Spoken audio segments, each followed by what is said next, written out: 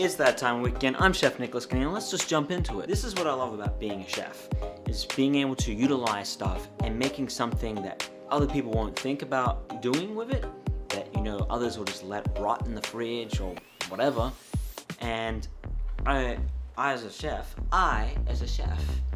will grab it and come up with something else. And it's so normal for us to do that. I think that's what's so beautiful about being a chef, is making cool things and creating new experiences for our clients.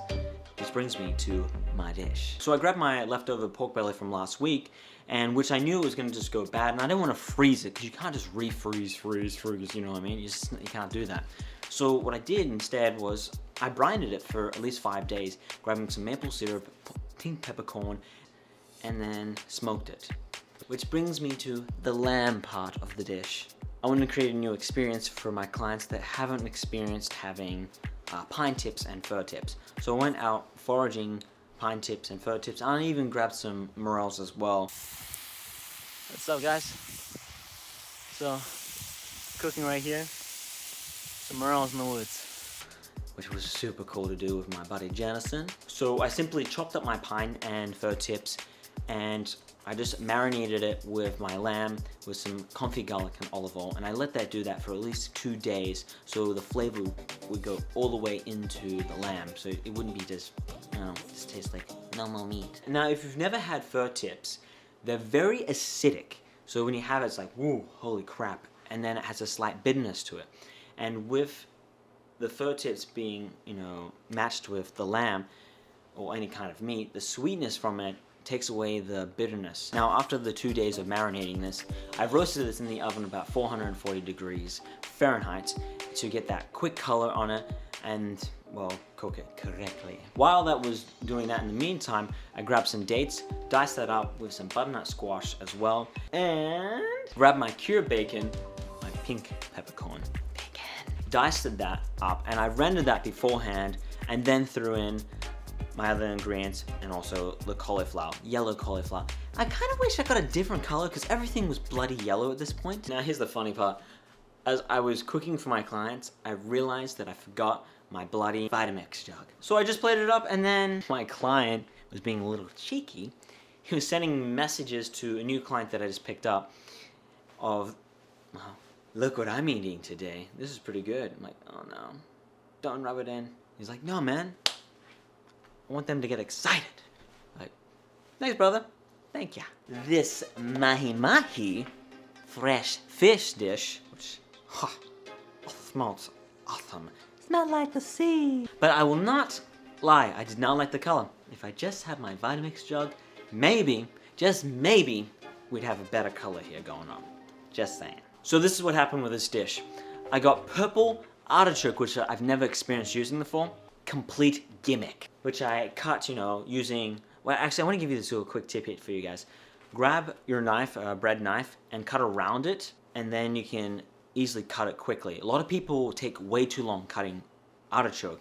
So you grab that, bread knife, go around it, and then you cut off the top, and then you can just scoop it with a spoon, which is awesome. Some people don't cut the bottom of it and utilize it really well. A lot of people are afraid of cutting themselves.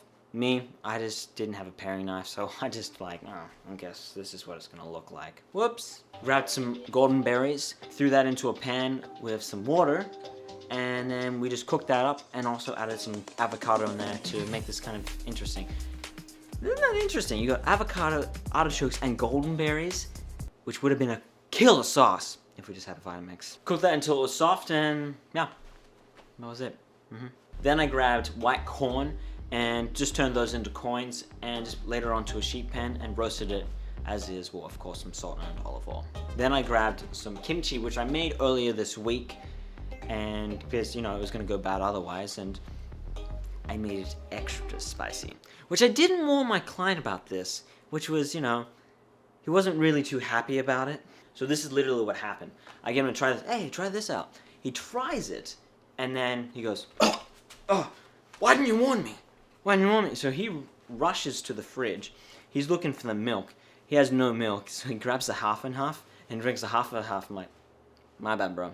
My bad. So I seared the mahi, finished in the oven, and then I plated it up, and of course I had some brown rice that I cooked beforehand. You don't need to know how I cooked that. Wow, you boiled that. Wow, that's really cool. Now this is a vegetarian dish, which was pretty easy, so we're gonna make this quick and fast paced. So this is a vegetarian dish, a risotto, but my kind of twist of risotto. I grabbed the shallots, diced it up really quickly, added some confit garlic, and then as I started cooking it with, you know, some olive oil, creating that, you know, risotto sort of style going on, cooked it until it was getting really hot, then added some water, and then added more water, and again, and more water. Yeah. While that was going, I grabbed some portobello mushrooms, sliced it up into, well, I diced it, and then sauteed it, and once the wheat berries were almost done, I just added in the portobello mushroom, and I plated it up. Boom, boom, boom, ba. All right, this is gonna upset some people, but this is my last dish. So here in Seattle, there's this fried chicken place that people love. It's called Azel's, and I'm gonna be honest with you, I think it's crap. I don't like their fried chicken. I don't like it at all. It's just boring. It really is boring, and everyone raves about it. And it's all because I was spoiled when I lived in Chicago. I had real fried chicken, and I was telling my client, listen, let me make you some real fried chicken, because he was like, have you ever heard of Azel's? It's really amazing. Let me make you the real stuff. So with my fried chicken, what I did was I grabbed a various amount of spices, and then I added eggs in there, and then buttermilk, and then I whisked that together, and then I marinated my chicken, which I cut into small pieces, and marinated it for at least 2 days to get that flavor. And it's all about the technique. A lot of people will do a double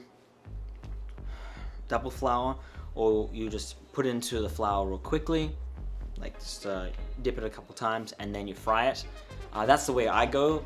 But then some people do like a really thick one, which all you just taste is the flour, and then the chicken doesn't have that much flavor, which I really freaking hate. Once I fried up my chicken, I finished in the oven, and then I made a kale slaw, which had pears. I marinated that for at least, I don't know, probably 30 minutes so it wouldn't turn brown over the week.